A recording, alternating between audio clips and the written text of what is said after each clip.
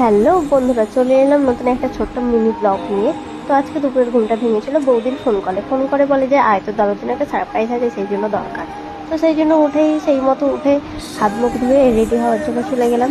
তারপর রেডি হয়ে সন্ধ্যা দেওয়ার জন্য চলে গেলাম। তারপর সন্ধ্যাটা দেওয়ার পরে চলে যাবো চা করতে, কারণ চা পা খেয়ে তারপর বেরোবো। চা না খেলে এনে কোথাও যেতে ভালো লাগে না। তো তারপরে চা করতে চলে যাবো।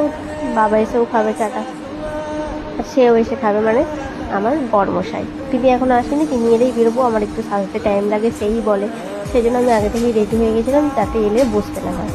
তো চললাম এবার চা করতে। চা ফা করে খেয়ে বেরিয়ে যাব। হ্যাঁ, রাস্তায় যাওয়ার ভিডিওটা আর করা হয়নি, কারণ আমার শ্বশুর বাড়ি থেকে মায়ের বাড়ি একটুখানি, মানে আধ ঘন্টা মতো লাগে। এই যে দেখো, সবাই ডেকোরেশন করছি, সবাই আছি। তারপরে এই যে এমনি সকালবেলা চলে এসছে মহারাজা। তো তারপর দেখতে দেখতে টাইম এগিয়ে আসছে। তো 11:58 মতো হবে। আমরা খালি টাইম দেখছি যে কটা বাজে, কখন 12টা বাজে, কখন 12টা বাজে, কারণ দাদা বাইরের গেটের বাইরে দাঁড়িয়ে রয়েছে। তো সেই আমরা গেটটা লক করে রেখেছিলাম, আর বৌদি এখানে খালি ছটফট করছে কখন গেটটা খুলবে। আমি বলছিলাম এখানে যে তুমি চিকনিটা খুলে রাখো, যাতে 12টা বাজলে ফট করে দরজাটা খুলে যাবে। সেই জন্যই আমরা এখানে একটু হইচই করছিলাম। ভিতরে কোনো ছেলেকে ঢুকতে দেওয়া হয়নি, আর রুমটা অন্ধকার করে রাখা হয়েছিল যাতে না কিছু বুঝতে পারে প্রথমে ঢুকতেই। ঢোকার পরে আমরা গেট লাইটটা জ্বালাবো, সেটাই ভেবে রেখেছিলাম।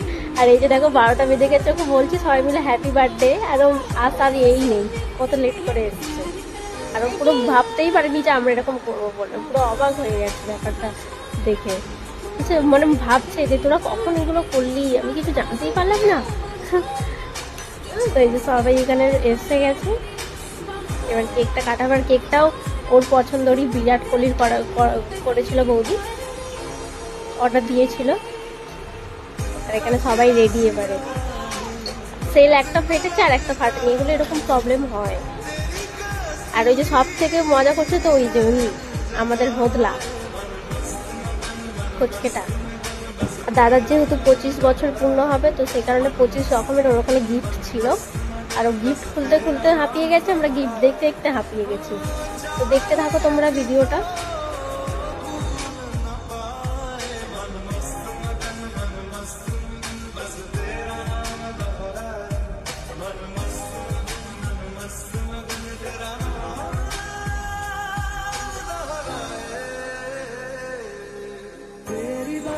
তো তারপরেই এই যে কেক কাটা হয়ে গেছে। এবার দাদা সবাইকে খাওয়াচ্ছে, কিন্তু দাদার কোল থেকে দেখছে যে আমাকে দিচ্ছে না কেন, সবাইকে দিচ্ছে, ওইটাই ভাবছে। তারপরে ওকেও একটুখানি বৌদিকে দিয়ে দিয়েছিল। সবাইকে কেক খাওয়ানোর পরে এবার এই যে ফাটেই নি, এই সেলটা ফাটেই নি। তো তারপর বললাম যে ওটাকে